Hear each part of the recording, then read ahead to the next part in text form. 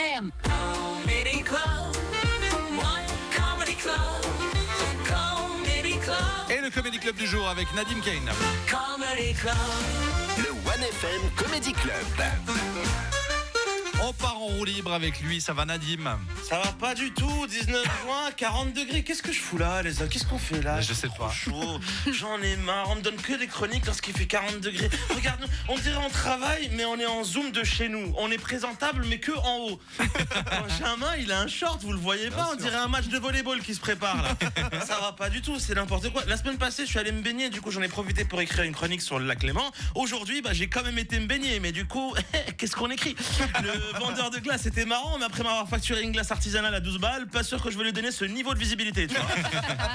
Non, franchement, je pense qu'on devrait arrêter de se mentir. Passer la trentaine de degrés, on devrait faire un chômage climatique. C'est ça qu'on devrait faire. Chômage climatique, mais bien sûr que oui. Attends, l'école, 32 degrés, ils vont plus à l'école. Bah, eux, ils vont plus à l'école. Moi, je travaille plus, frérot. Non, mais c'est une supercherie. Quand je suis allé me baigner cet après-midi, c'était blindé. Mais blindé. Ma collègue me dit, mais attends, comment ça se fait qu'il y a autant de monde un jour de semaine? Je lui ai dit, attends, bouge pas. Je me suis mis au milieu du gazon et j'ai crié, hospice général, contrôle. On aurait dit une alerte à la bombe. Des linges qui volaient, des gens qui partaient avec des glacières, d'autres qui revenaient en mode j'ai oublié la sauce barbecue. Faut arrêter de se mentir. Votez chômage climatique. Avec le chômage climatique, on aura tous une piqûre de rappel de ce que c'était réellement le chômage. Tu vois, c'est des beaux souvenirs. Hervé, tu t'en souviens? Manifestement, bien sûr que tu t'en souviens. Attends, quand j'étais jeune et insouciant, je travaillais les week-ends dans une pizzeria. Et les seuls souvenirs que j'ai du chômage, ce sont les clients qui me regardaient dans le fond des yeux, pas pour me commander une 4 fromages. Non. Il venait même pas pour me dire bonjour. Juste 2 syllabes qui sortent de la bouche de ce cher monsieur qui me dit tampon. Tampon. Ça vous parle ou pas ça? Parce qu'à l'époque, il n'y avait pas de digital, fallait faire tamponner ses recherches d'emploi. Donc il y a des gens qui venaient dans des magasins qui venaient rien acheter. Ils venaient juste dire tampon. Ils parlaient même, il n'y avait pas de phrase. Ils te regardaient, ils disaient tampon. Et là il y a la vendeuse qui est là, mais monsieur, vous voulez vraiment travailler chez Beldona? Tampon. Et il essayait quand même, le bâtard. Il essayait.